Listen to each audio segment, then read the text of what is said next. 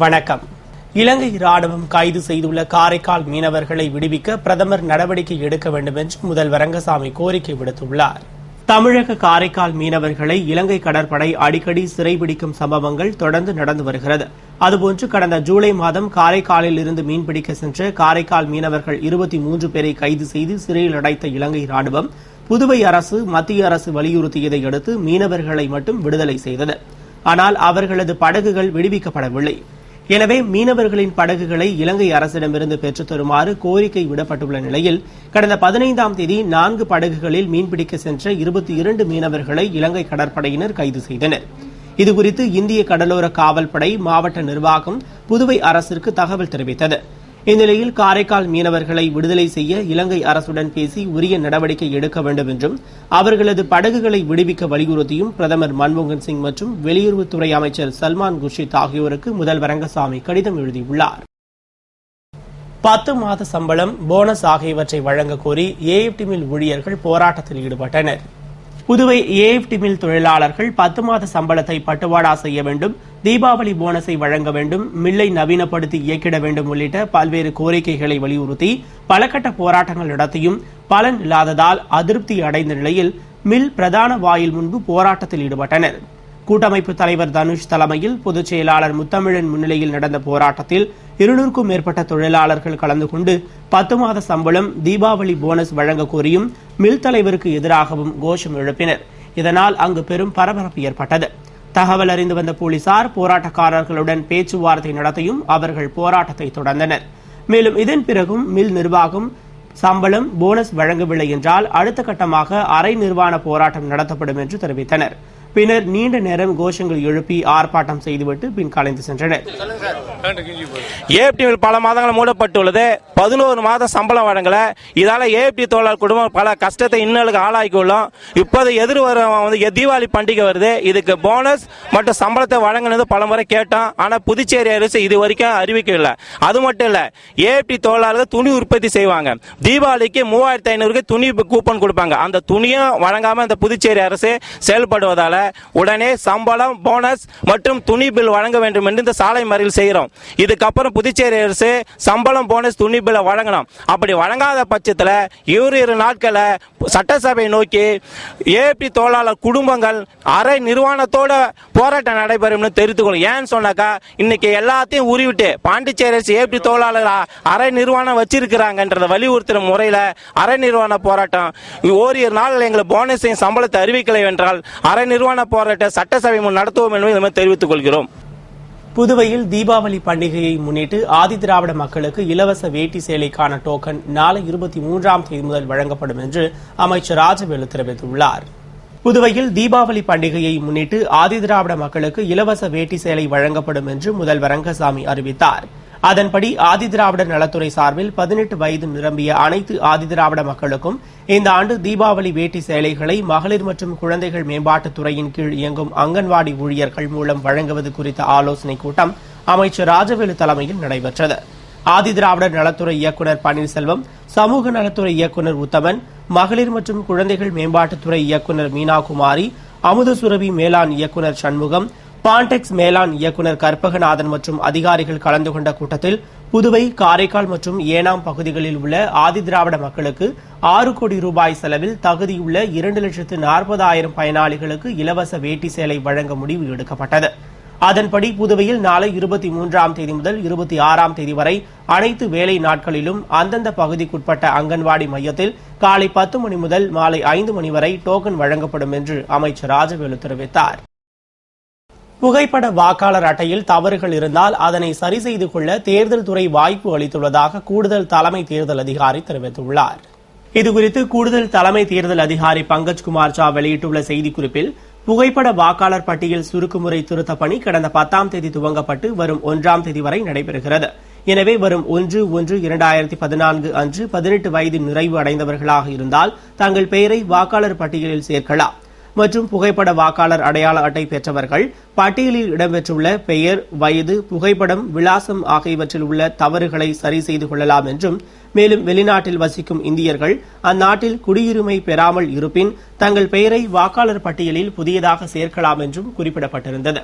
மேலும் தேர்தல் துறையானது பொதுமக்களின் வசதியை முன்னிட்டு அனைத்து வாக்குச்சாவடிகளிலும் மற்றும் வாக்காளர் பதிவு அலுவலகத்திலும் வாக்குச்சாவடி அலுவலர்களை நியமித்துள்ளது.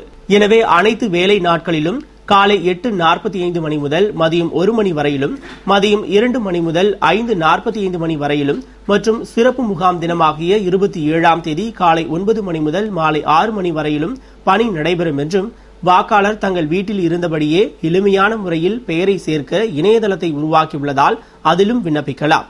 அதுபோன்று கல்லூரி மாணவர்கள் தங்கள் பெயரை சேர்க்க கல்லூரி வளாகத்தில் அமைந்துள்ள யுவர் வாய்ஸ் உதவி மையத்தை அணுகுமாறும், புகைப்பட வாக்காளர் அடையாள அட்டை பெற கல்லூரி வளாக அதிகாரியை அணுகலாம். அதுபோன்று மேலும் விவரங்களை பெற இலவச தகவல் தொலைபேசி எண் 1950 என்ற எண்ணில் தொடர்பு கொள்ளலாம் என்றும் செய்திக்குறிப்பில் கூறப்பட்டுள்ளது. புதுவையில் ஆளும் கட்சி சட்டமன்ற உறுப்பினர்கள் நேரடியாக ஆளுநரை சந்திக்க சென்றதால் அரசியல் வட்டாரத்தில் பெரும் பரபரப்பு ஏற்பட்டது. புதுவை ஆளும் கட்சி சட்டமன்ற உறுப்பினர்கள் சிலர் தங்கள் தொகுதியில் மக்கள் நலத்திட்டங்கள் சரியாக செயல்படுத்தப்படவில்லை, சட்டமன்ற உறுப்பினர்களை அதிகாரிகள் மதிப்பதில்லை என்று கூறி முதல்வருக்கு எதிராக போர்க்கொடி தூக்கினர். அப்போது முதல்வர் ரங்கசாமி அவர்களை அழைத்து சமாதானம் பேசியும் அவர்கள் சமாதானம் அடையவில்லை. இந்நிலையில் லாஸ்பேட்டை தொகுதி சட்டமன்ற உறுப்பினர் வைத்தியநாதன், காலாப்பட்டு தொகுதி சட்டமன்ற உறுப்பினர் கல்யாணசுந்தரம் ஆகியோர் நேற்று 21ஆம் தேதி மாலை ஆளுநர் வீரேந்திர கட்டாரியாவை சந்திக்க சென்றனர். ஆளுநர் அங்கு இல்லாததால் ஆளுநரின் செயலரை சந்தித்து பேசினர். பின்னர் அங்கிருந்து புறப்பட்டுச் சென்றனர். இதுகுறித்து அவர்கள் கூறுகையில், நிர்வாகம் தொடர்பாகவும் வெள்ளை அரிசி வழங்குவது, சென்டாக் நிதியுதவி, தானே புயல் நிவாரணம் மீனவர்களுக்கு வழங்குவது தொடர்பாக பேசியதாக கூறினர். பொதுவாக நிர்வாகம் சம்பந்தமாக முதலமைச்சர், துறை அமைச்சர் அல்லது எதிர்க்கட்சித் தலைவரை சந்தித்து பேசுவதுதான் வழக்கம். ஆனால் அவர்கள் நேரடியாக ஆளுநரை சந்திக்க சென்றது அரசியல் வட்டாரத்தில் பெரும் பரபரப்பை ஏற்படுத்தியுள்ளது. புதுவை பேருந்து, லாரி மற்றும் வேன் உரிமையாளர்கள் தங்கள் வாகனங்களில் உள்ள காற்று ஒலிப்பான்களை அகற்றுமாறு போக்குவரத்து காவல்துறை உத்தரவிட்டுள்ளது. இதுகுறித்து போக்குவரத்து காவல் கண்காணிப்பாளர் குணசேகரன் விடுத்துள்ள செய்திக்குறிப்பில், சமீப காலமாக புதுவை நகர பகுதியில் அரசு மற்றும் தனியார் மருத்துவமனைகள், பள்ளிகள், கல்லூரிகள் மற்றும் அரசு அலுவலகங்கள் உள்ள பகுதியில் பேருந்துகள், லாரிகள் மற்றும் வேன்கள் காற்று ஒலிப்பான்களை பயன்படுத்தி அதிக ஒலி எழுப்புவதாக புகார் வந்ததன் அடிப்படையில் கடந்த 14ஆம் தேதி தனது தலைமையில் போக்குவரத்து போலீசார் அஜந்தா சிக்னலில் சிறப்பு சோதனை நடத்தி 60 தனியார் மற்றும் அரசு பேருந்துகளில் இருந்த காற்று ஒலிப்பான்களை அகற்றி வழக்கு பதிவு செய்து எச்சரித்து அனுப்பியதாக தெரிவித்தார். மேலும் காற்று ஒலிப்பான்களை பயன்படுத்தக்கூடாது என்று சட்டம் நடைமுறையில் இருந்தும் அதனை மீறி தொடர்ந்து காற்று ஒலிப்பான்களை பயன்படுத்துவதால் 19/10/2013 அன்று முக்கிய போக்குவரத்து சந்திப்புகளில் சோதனை செய்து வடக்கு மற்றும் தெற்கு பகுதியில் 152 வழக்குகள் பதிவு செய்ததாக கூறினார். மேலும் இதுபோன்று காற்று ஒலிப்பான்கள் பயன்படுத்தும் வாகன ஓட்டிகள் மற்றும் வாகன உரிமையாளர்கள் மீது சட்டப்படி கடுமையாக நடவடிக்கை எடுக்கப்படும் என்றும், எனவே பேருந்து, லாரி மற்றும் வேன் உரிமையாளர்கள் தங்கள் வாகனங்களில் உள்ள காற்று ஒலிப்பான்களை அகற்றுமாறு கேட்டுக் கொண்டதாக கூறினார். நாடாளுமன்ற தேர்தலில் பாட்டாளி மக்கள் கட்சியின் புதுவை வேட்பாளராக மாநில செயலாளர் அனந்தராமன் அறிவிக்கப்பட்டதை அடுத்து புதுவை வந்த அவருக்கு நிர்வாகிகள் பட்டாசு வெடித்து உற்சாக வரவேற்பு அளித்தனர். பாட்டாளி மக்கள் கட்சியில் வரும் நாடாளுமன்ற தேர்தலில் போட்டியிடும் 5 வேட்பாளர்களை கட்சி நிறுவனர் ராமதாஸ் சென்னையில் நேற்று 21ஆம் தேதி அறிவித்தார். அதன்படி புதுவை மாநிலத்தில் பாட்டாளி மக்கள் கட்சி சார்பில் மாநில செயலாளர் அனந்தராமன் போட்டியிடுவார் என்று அறிவித்த தலைவர் ராமதாஸ் அவரை அறிமுகப்படுத்தி வைத்தார். இதனையடுத்து சென்னையிலிருந்து புறப்பட்டு அனந்தராமன் புதுவை வந்தார். புதுவை வந்த அவருக்கு அரியாங்குப்பத்தில் பாட்டாளி மக்கள் கட்சி நிர்வாகிகள் உற்சாக வரவேற்பு அளித்தனர். நிகழ்ச்சியில் புதுவை மாநில, மாவட்ட, தொகுதி, கிளை நிர்வாகிகள் ஏராளமானோர் கலந்து கொண்டு காரில் வந்து இறங்கிய அனந்தராமனுக்கு பொன்னாடை அணிவித்து பூங்கொத்து கொடுத்து உற்சாகமாக கோஷமிட்டு கரகோஷம் எழுப்பி வரவேற்றனர் மற்றும் பட்டாசு வெடித்தும் அனைவருக்கும் இனிப்புகள் வழங்கியும் மகிழ்ச்சியை வெளிப்படுத்தினர். முதியோர் ஓய்வூதியம் தொடர்பாக சட்டமன்ற உறுப்பினர் அங்காளன் தனது கவனத்திற்கு கொண்டு வரவில்லை என்று முதல்வர் ரங்கசாமி தெரிவித்துள்ளார். இதுகுறித்து முதல்வர் ரங்கசாமி கூறுகையில், சட்டமன்ற உறுப்பினர் அங்காளன் முதியோர் ஓய்வூதியம் தொடர்பாக அதிகாரிகளிடம் சென்று பேசியுள்ளார். தீர்வு கிடைக்காததால் உண்ணாவிரதம் மேற்கொண்டார். ஆனால் முதியோர் ஓய்வூதியம் தொடர்பாக அங்காளன் தனது கவனத்திற்கு கொண்டு வரவில்லை என்று தெரிவித்த அவர், மேலும் புதுவை மாநிலம் முழுவதும் முதியோர் ஓய்வூதியம் கேட்டு 11,000 பேர் விண்ணப்பித்துள்ளனர். இதில் தகுதி வாய்ந்த 6,000 பேருக்கு ஓய்வூதியம் தரப்பட்டுள்ளது. மீதமுள்ள 5,000 பேருக்கு முதியோர் ஓய்வூதியம் விரைவில் தரப்பட உள்ளது என்றும், முதியோர் ஓய்வூதியம் தொடர்பாக எந்த பிரச்சனையும் இருக்காது என்றும் நாங்கள் ஒற்றுமையாகவே இருப்பதாக தெரிவித்தார். புதுவை பாட்டாளி மக்கள் கட்சியின் பாராளுமன்ற தேர்தல் வேட்பாளராக தேர்ந்தெடுக்கப்பட்ட மாநில செயலாளர் அனந்தராமனுக்கு கல்மண்டபம் மகளிர் சுய உதவிக் குழுவினர் வாழ்த்து கூறி ஆதரவு தெரிவித்தனர். புதுவை மாநில பாட்டாளி மக்கள் கட்சியின் மாநில செயலாளர் அனந்தராமன் வரும் பாராளுமன்ற தேர்தலில் புதுவை வேட்பாளராக போட்டியிடுவார் என்று பாட்டாளி மக்கள் கட்சி தலைவர் டாக்டர் ராமதாஸ் அறிவித்தார்.